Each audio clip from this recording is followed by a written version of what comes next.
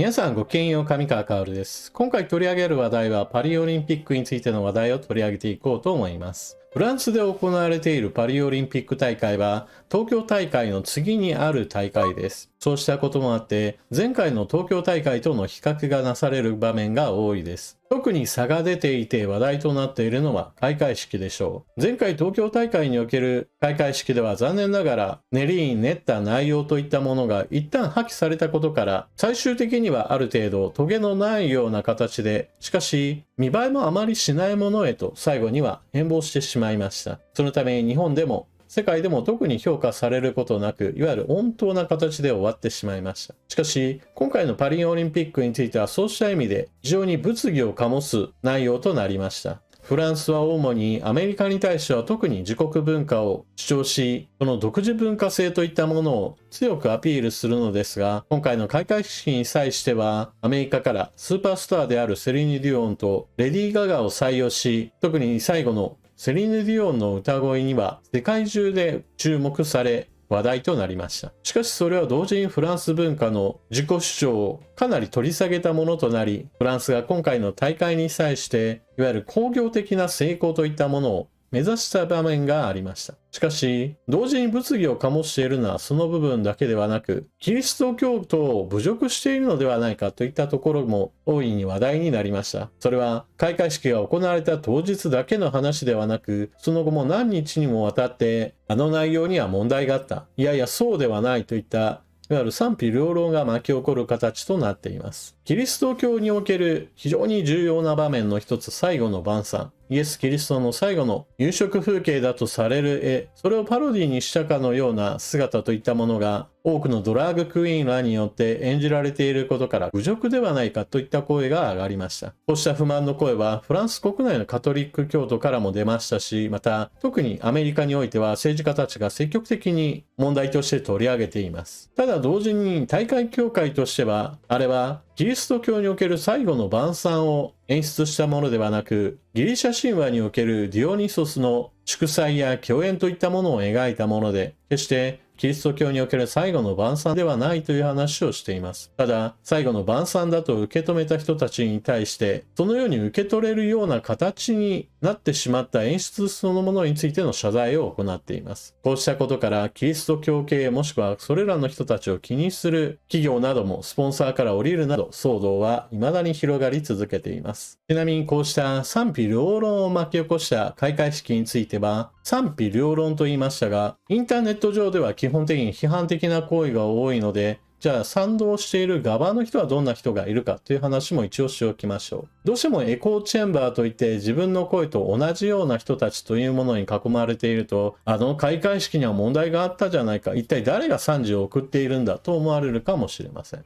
日本国内だとこうした開会式に対して高評価を与えたのはテレビ番組であれば日曜朝の番組サンデーモーニングにおける評価としてあれは素晴らしい開会式だったといったコメンテーターの声がありましたし、また脳科学者の茂木健一郎氏もまた自由闊達、表現の自由といったものを表すものとして今回の開会式は素晴らしいものだったと非常に称賛しています。また先ほども述べたようなキリスト教における最後の晩餐なのか、それともギリシャ神話における祝祭の場面なのかといった話題については、日本人にとってはほとんど関係ないものだとして、有名人の三浦瑠麗氏が近年のアート活動の一環としての評価を与えていました。また、カトリック教会からの批判があったと言いましたが、同時にカトリック教会の中でもいやいや、あれは別に最後の晩餐ではなかったよといった具合にして、キリスト教徒が気にするような演出ではないといったことを反論している人たちもいます。また、開会式の中で物議を醸したものとして、マリー・アントワネットの生首というものを演出した件についても、少なくともフランス国内においては、あれが大問題だといった具合にして炎上はしていません。開会式があった後に行われたフランス国内の世論調査によると、全体的な評価としては、非常に良いもしくは良いといった具合にして肯定的な意見を述べた人が 87% にも上ったそうです。ですから、フランス国内においては何かあれがとんでもないものだといった認識はされていません。なお、日本の時もそうですが、フランスにおいても大会が行われる前においては多くの国民が大会そのものには関心もしくは前向きな評価はされていませんでした。しかしいざ大会が始まると、一気にそうした評価は逆転し、多くの人たちがパリオリンピック大会を楽しんでいるそうです。しかし、大会の準備前から始まっていた基本的な考え方を元にした問題はかなり選手たちに不評です。環境を大事にしますよみたいなところから始まっている一つの話題としては、選手村における冷暖房が不十分であるといった問題に際しては、明らかに選手たちに不評です。パリにおける日中の最高気温に対しては、日が沈んだ後の気温低下は非常に大きいとされていますが、だからといってエアコンがないことによって気温調整ができないのは、やはり多くの選手たちにとっては不満の種となっています。また、選手村における食事も、食事自体は用意されてあったとしても、肉卵の用意が特に少ないとされています。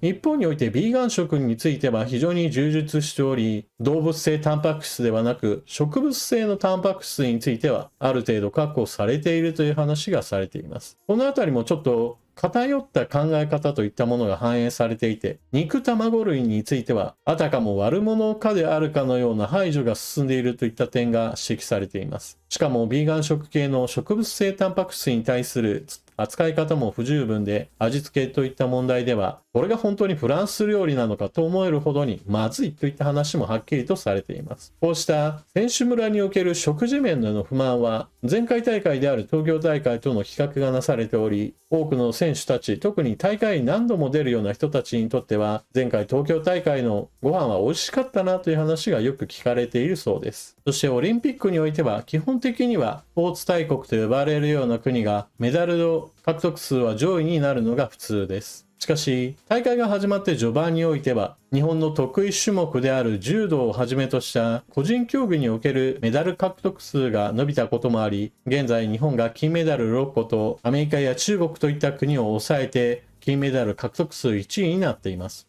これはあくまでも序盤におけるほんのひとときの話ではあるのですが、これはまた非常に素晴らしいことでもあります。柔道以外で金メダルを獲得している競技の一つとして、スケボーがあります。いわゆるストリート系の競技といったものは日本がやたらと強いといった面があります。これには一つ事情があります。日本以外の国でストリート系の競技というと、どうしてもその国の治安問題と絡んで、アスリートが生まれにくい事情といったものがあります。ストリートギャングなんていう言葉もありますが、多くの場合、街のちょっとした裏路地などで行われる遊びの一環として発達した競技においては、日本の場合だと犯罪組織の関わりといったものはないわけですが、海外においてはどうしてもそのような場所がギャングの入り浸るような場所と重なっている部分があって、すぐに薬物犯罪やもしくはその他非合法的な犯罪へとつながりやすいといった事情があります。一方、日本ではそうした話とは無縁の形での競技施設の建設といったものがスポーツブランドの取り組みの一環として行われているところがあり、純粋にスポーツとして子供の頃からたしなんで、そして中学生、高校生レベルで花咲くといったことが起きています。海外ではなかなかこういった花開くといったことが難しい事情がありますから、ストリート競技におけるメダルラッシュはまだ何年か続く可能性があります。ただしこのように日本人がやたらと強い競技といったものは、そもそもルールを変えて他の国でも勝てるようにしようといったことが頻繁に行われるものです。ストリート競技で日本選手が強いといった状態が何年続くかは今後のルール変更にも左右されるかもしれません。その他全般的な話をすると、日本のメダル獲得数が少子化が進む中でも高い水準で保たれているのは、ナショナルトレーニングセンターのような国の支援といったものが整ったことが一つ要因として考えられています。日本においてはスポーツ人口といった意味では、学校における部活、そしてスポーツクラブといった2つの柱があるわけで、その中で多くの人たちがスポーツに取り組んでいます。その中でも才能が突出した人たちを強化するような形で国の支援も働いており、これがうまく成果を出し始めているといったこともメダル獲得数が高水準になっている理由でしょう。ただ、金メダルの獲得数では現在時点では他の国よりも多く世界一にはなっていますが、メダル獲得数、金、銀、銅全てを合わせたものについては、どうしてもこの後どんどん獲得数では順位が下がってきます。最終的にはそもそもの人口が多いアメリカや中国の方がより多くの競技に対して高いレベルの競技者を出していることもあり、総合数でおいては決して彼らに勝てることはないでしょう。しかし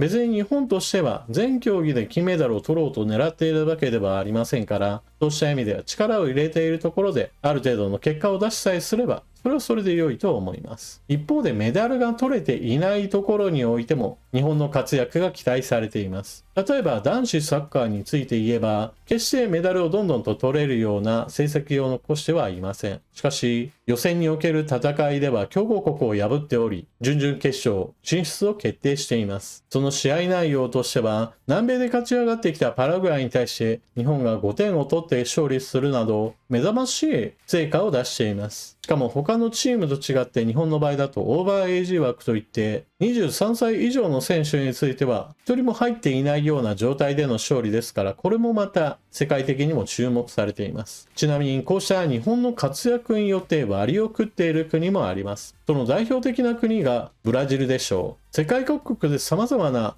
オリンピックの取り上げ方がされているのですが、特にブラジルにおいては日本が目の上の単行部になってしまったようで非常に不満を持っている人たちが多いそうです。例えばサッカーにおいては男子ではそもそもオリンピックに出られなかった上に、女子サッカーにおいては日本との対戦で逆転勝利を許したことが非常に彼らのプライドを傷つけています。サッカー王国としては日本に負けるなんて信じられないといった思いがあるわけです。その他にも柔道やスケボーなどにおいてもやはりこちらもブラジル人選手が出たのですが、金メダル獲得を逃す要因として日本人がメダルを取っている、ブラジルよりもどちらにおいても上になってしまっているといったことが大きな話題となったそうです。とはいえ良い面もあれば悪い面もあるのが大きな国際大会です。日本における柔道ではなくて、現在のオリンピックにおける柔道は全く別物だと言われることもあります。日本人の考えるような勝負の世界ではなく、得点競技を狙うような別種目に移るようになってきました。それならそれでそれをいかにして攻略するかといったことが大事なのですが、しかしそれもまた審判による誤った判定といったものをどうしても引き起こしているところもあり、まだまだ試合のやり方、試合のさばき方そのものについても改善する必要がありますし、そうした声を上げ続けることも重要でしょう。またスケボーについての関連の話で言いましたが、日本人が勝利し続けるとそれに伴ってルール変更もどんどんと日本とは関係のないところで行われてしまう問題もあります。国際的な競技の場においても選手の支援を行うべくスポーツ競技団体のお偉方は力を尽くしてほしいものです。というわけで今回の動画ではオリンピック開会以後の数日間においては日本が非常に好調なスタートを遂げていることを取り上げました。